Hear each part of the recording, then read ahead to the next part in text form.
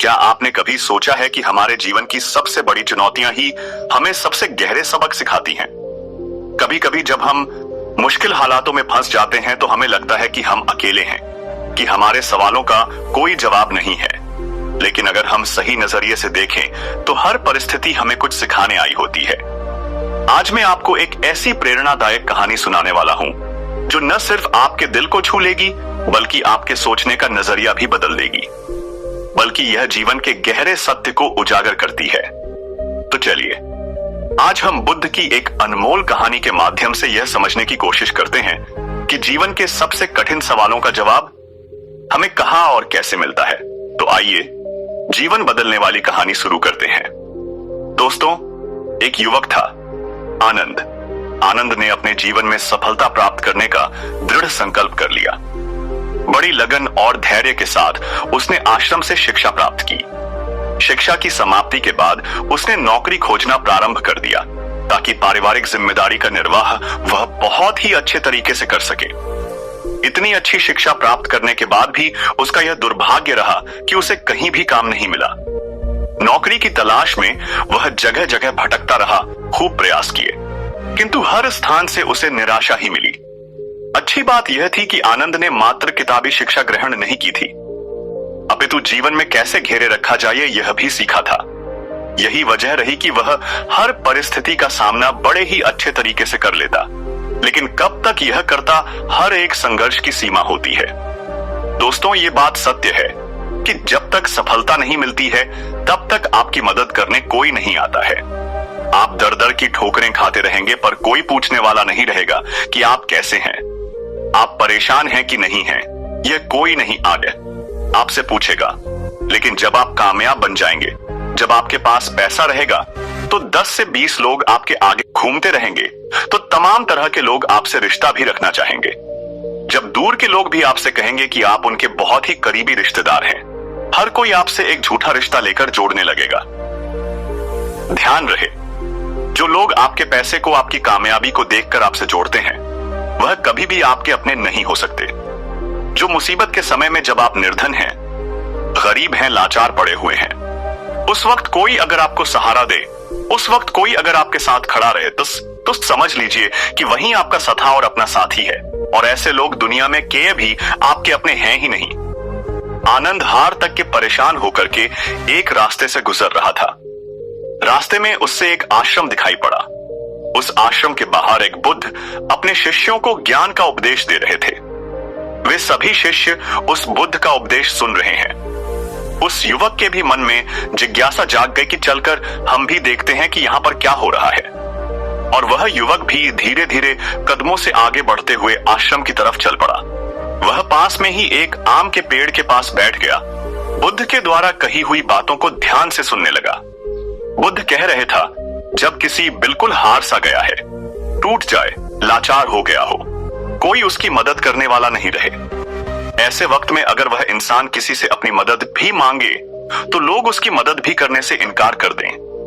बुद्ध आगे कहते हैं कि ऐसे बुरे वक्त में अगर किसी को प्यास लगती है तो कोई आपको पानी देने वाला भी नहीं मिलेगा, क्योंकि बुरे वक्त में कोई भी साथ नहीं देता है।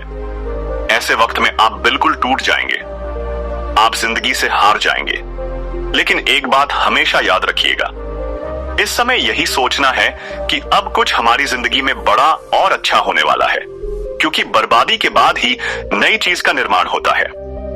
टूटे फूटे लोहे को गला करके एक नए लोहे का निर्माण किया जाता है। अर्थात जब आप बिल्कुल टूट जाएंगे, मुसीबत के वक्त से गुजर रहे हैं, तो यह बात दिमाग में जरूर लाएं कि अब कुछ नया होने वाला है, क्योंकि जितना आप लूट सकते थे अब आप टूट गए हैं। इससे ज्यादा आप नहीं टूट सकते। ऊपर वाला आपको जरूर कुछ बड़ा देने वाला है। यही सब बोल करके बुद्ध अपने उपदेश को विराम देते हैं।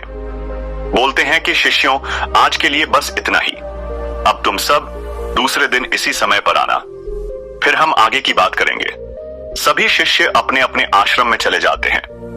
अभी अच्छा समय देख करके आनंद उस बुद्ध के पास आता है और कहता है कि भगवान बुद्ध, मैं पीछे से आपका पूरा उपदेश सुन रहा था और मुझे बहुत ही अच्छा लगा।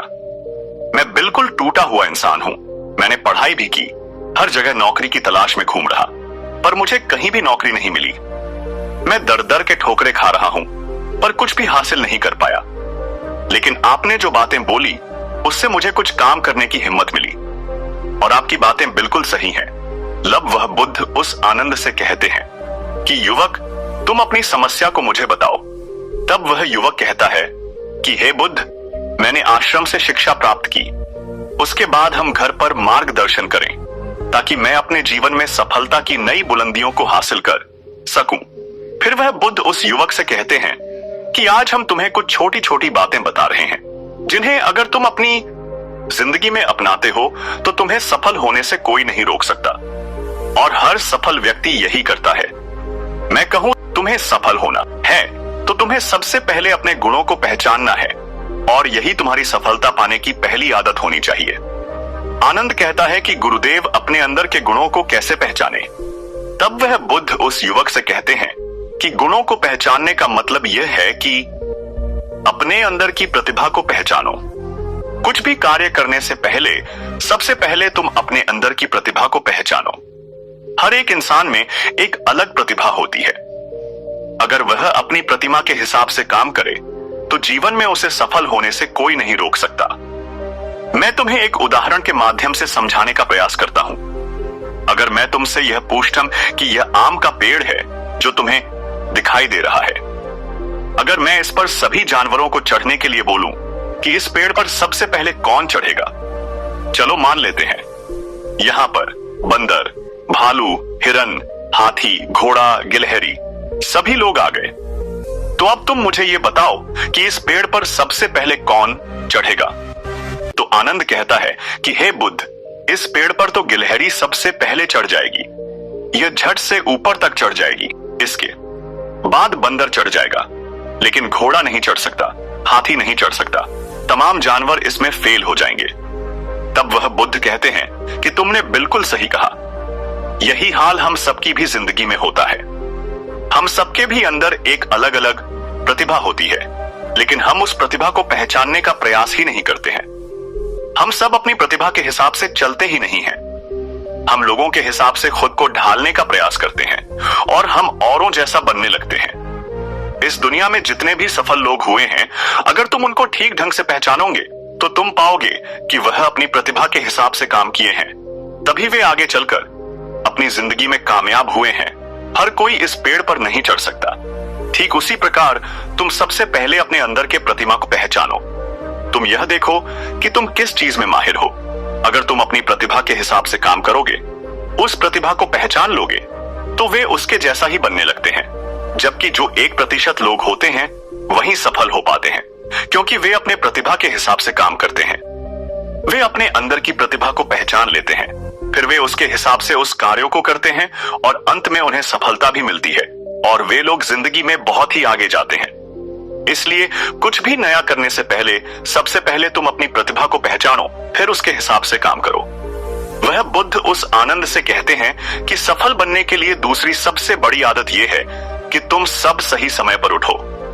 अगर तुम सब सुबह 3 घंटे पहले उठ जाते हो, अगर तुम 4 बजे उठ जाते हो या 5 बजे भी उठ जाते हो, तो तुम्हारे पास बहुत ज्यादा समय बच जाएगा अपने कार्य को करने का, और तुम उन तमाम लोगों से आगे निकल जाओगे जो लोग देर सुबह सोकर उठते हैं। उन्हें आलस्य और बीमारियां घेर लेती हैं। अगर तुम भी देर सुबह उठोगे तो तुम भी उन्हीं के जैसा बन जाओगे। इसलिए अगर तुम्हें लाखों की भीड़ से आगे आना है तो तुम्हें सुबह जल्दी उठना होगा। जो व्यक्ति सुबह सही समय पर जल्दी उठते हैं, उन्हें पूरे दिन को कार्य करने का ज्यादा समय मिल जाता है। तुम सुबह उठो, सबसे पहले अपने पूरे दिन की रूपरेखा तैयार करो कि कब मुझे क्या काम करना है, कब कौन सा काम करना है, कितने बजे क्या करना है। सबसे पहले तुम उस कार्य को करो, फिर उसके हिसाब से पूरे दिन का कार्य करो। इससे क्या होगा कि तुम्हारे पास समय बच जाएगा और तुम अपने कार्य को बहुत ही अच्छे तरीके से कर पाओगे। जो लोग ये कार्य नहीं करते हैं, ये जब अपना कुछ कार्य पूरा कर लेते हैं, खाली बैठ जाते हैं, तो ये सोचते हैं कि अब उन्हें क्या करना चाहिए। इससे उनका समय बर्बाद होता है, और जो भी व्यक्ति अपना समय बर्बाद करता है वह अपनी जिंदगी में कभी भी आगे नहीं बढ़ पाएगा। इसलिए सुबह उठ करके सबसे पहले अपनी एक रूपरेखा तैयार करो कि हमें दिन में क्या काम करना है और क्या नहीं करना है। फिर उसके हिसाब से तुम कार्य करो। बुद्ध उस आनंद से कहते हैं कि अगर तुम्हें अपनी जिंदगी में सफल होना है तो मैं तुम्हें तीसरी आदत बता रहा हूं जिसे तुम जरूर अपनाना। वह यह है कि अपनी विचार शक्ति का उपयोग करो। जो भी तुम अपनी जिंदगी में पाना चाहते हो उसे तुम सुबह उठ करके एक बार जरूर सोचो। तुम यह अनुभव करो कि वह चीज तुम्हें मिल रही है। भले ही वह चीज तुम्हें मिली ना हो, लेकिन तुम उसके बारे में सोचना शुरू करो और इतना सच्चाई के साथ सोचो कि ऐसा लगे कि तुम्हें वह चीज मिल रही है। उस चीज को पाने का अभ्यास करो और यह काम तुम्हें सुबह उठ करके ही करना है। और जब रात को तुम सोने जाते हो तब भी तुम्हें यह करना है। धीरे धीरे वह चीज तुम्हारी तरफ आकर्षित होने लगेगी। इसे ही आकर्षण का नियम कहते हैं। व्यक्ति को जो भी चीज अपनी जिंदगी में पाना है उसे उसके बारे में बहुत ही सच्चाई और गहराई के साथ आभास करना है कि उसे वह चीज मिल रही है। फिर क्या होगा कि यह प्रकृति, यह ब्रह्मांड खुद तुम्हारे लिए वह चीज भेजेगा, क्योंकि वह चीज तुम्हारी तरफ आकर्षित होने लगेगी। इसे ही आकर्षण का नियम कहते हैं। तो तुम्हें इस आकर्षण के नियम का पालन करना है। अगर तुम इसका सही से अभ्यास करते हो तो धीरे धीरे तुम जो भी चीज पाना चाहते हो वह चीज तुम्हें मिलने लगेगी।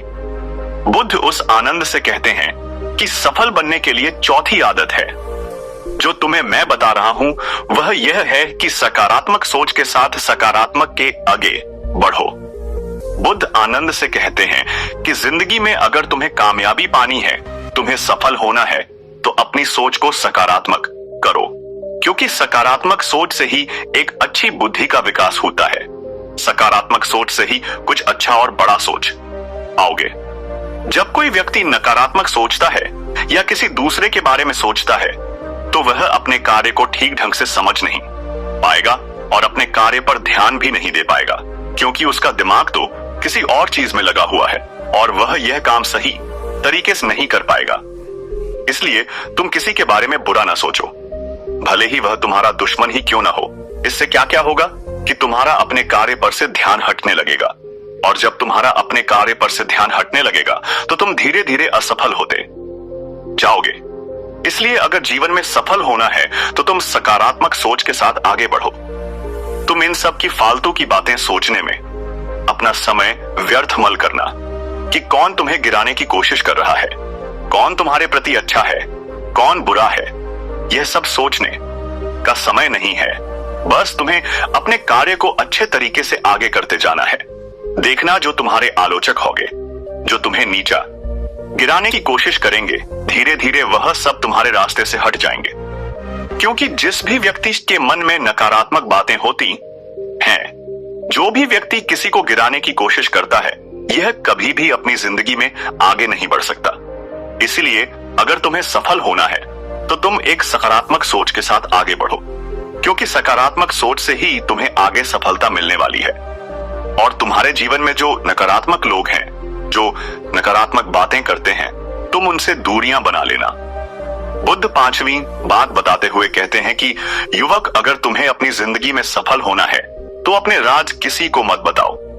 अगर तुम जो भी काम करना चाहते हो तो यह राज किसी को भी मत बताना, क्योंकि अगर तुम अपने राज किसी को बता दोगे तो तमाम लोगों को पता चल जाएगा कि तुम क्या करने वाले हो, और अभी तो तुम अपने कार्य की शुरुआत ही नहीं की हो।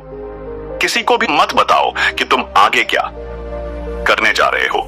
इस बात का तुम खास ध्यान रखना। बुद्ध आनंद को सफल होने के लिए छठी बात कहते हैं कि कड़ी मेहनत और लगन के साथ काम करो। बुद्ध कहते हैं कि कोई भी इंसान अगर सफल होता है तो वह अपनी कड़ी मेहनत से सफलता प्राप्त करता है। जितने भी कामयाब लोग होते हैं उन्होंने बहुत कड़ी मेहनत की है। कड़ी मेहनत सही जगह पर करनी चाहिए। ये नहीं तुम बस बहुत कड़ी मेहनत करते जा रहे हो लेकिन सही दिशा में नहीं कार्य को कर रहे हो। तो कड़ी मेहनत के साथ साथ सही दिशा बहुत जरूरी होती है। अगर तुम सही दिशा में कड़ी मेहनत करते हो तो तुम उस काम में कामयाब जरूर हो जाओगे, तुम्हें जरूर कामयाबी मिलेगी। इसलिए कोई भी काम हो, कितना भी बड़ा क्यों ना हो, सबसे पहले यह पता लगाओ कि इस काम को बहुत ही अच्छे तरीके से कैसे किया जा सकता है। अगर आपको यह पता चल जाए कि इस काम को अच्छे तरीके से कैसे किया जा सकता है, पूरी जी जान लगा दो सफलता को प्राप्त करने के लिए। कई बार हमने देखा है कि लोगों का असफल होने का ये बहुत ही बड़ा कारण होता है कि वह उन्हें जो भी जिंदगी में पाना चाहते हैं वह उस चीज के लिए तो मेहनत करने लगते हैं, लेकिन मेहनत सही दिशा में नहीं करते। और जब उनकी मेहनत सही दिशा में नहीं होती है तो वे धीरे धीरे अंदर अंदर टूटने लगते हैं, उनका भरोसा उठने लगता है और उन्हें उनका लक्ष्य भी प्राप्त नहीं हो पाता है। इसलिए तुम्हें जो भी कार्य को करना है, तुम्हें जो भी लक्ष्य पाना है, सबसे पहले उस लक्ष्य को पहचानो कि इस लक्ष्य तक कैसे पहुंचा जाए तो तुम जरूर सफल हो जाओगे।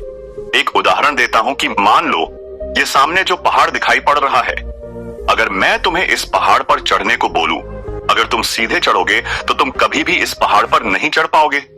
लेकिन अगर तुम इस पहाड़ पर चढ़ने के लिए एक अच्छा रास्ता खोजो कि सबसे जल्दी और आसान तरीके से इस पहाड़ पर चढ़ा कैसे जाए, पहाड़ पर तुम बड़ी आसानी से चढ़ जाओगे। लेकिन अगर तुम बिना सोचे समझे चढ़ने लगोगे तो तुम पहाड़ की चोटी पर कभी नहीं चढ़ पाओगे, और अगर चढ़ते भी हो तो तुम्हें बहुत समय लग जाएगा और तुम असफल भी हो जाओगे। यही हाल होता है हमारी जिंदगी में। हमें जो भी लक्ष्य को प्राप्त करना है, सबसे पहले उस लक्ष्य के बारे में सोचो और तुम ये पता लगाओ कि इस लक्ष्य तक कैसे आसानी से पहुंचा जाए।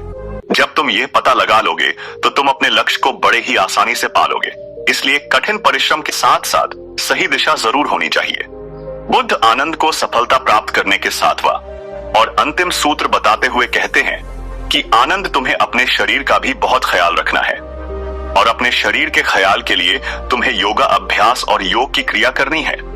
अगर तुम योग की क्रिया करते हो तो तुम्हारा दिमाग संतुलित रहेगा, और जब तुम्हारा दिमाग संतुलित रहेगा तो ही तुम अपने कार्य पर अच्छे तरीके से ध्यान दे पाओगे।